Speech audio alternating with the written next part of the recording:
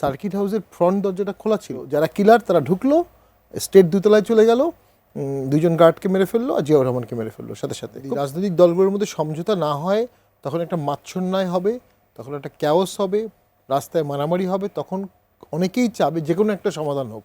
এই যে কোনো সমাধানটা কি আমি এটা জানি না।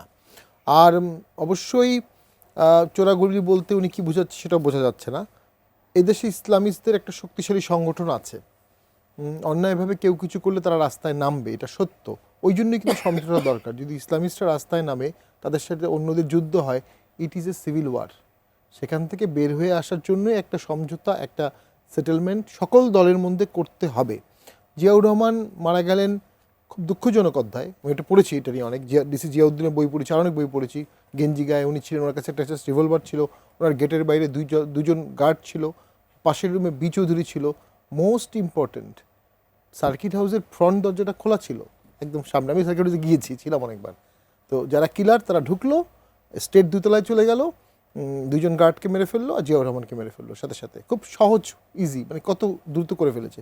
এরশাদ স্যার এসএসএফ করার পর থেকে আজ পর্যন্ত বাংলাদেশে কোনো হেড অফ স্টেট মারা যায়নি। তার আগে কিন্তু বঙ্গবন্ধু মারা গেছে, জিয়াউর রহমান মারা গেছে। তো এসএসএফ এর গুরুত্ব আছে। এসএসএফকে আমরা এমপি থাকার সময় দেখতাম, আমাদেরকে ঢাকা মেরে সরাই দিত, তাদের সিকিউরিটি নিয়ে তারা থাকে। তো দেখা যাক, একটা পলিটিক্যাল সমঝোতা ছাড়া দেশ তো সমন্বয়হীনতার দিকে যাচ্ছে, মাৎসন্যায়ের দিকে যাচ্ছে। একটু আগে আবার দেখলাম জামাত এটাও বলেছে আগে গণভোট হতে হবে, আবার সেই পুরনো জিনিস চলে আসতেছে। তো সব মিলিয়ে একটা সংকট, যেটার পলিটিক্যাল সলিউশন করতে হবে।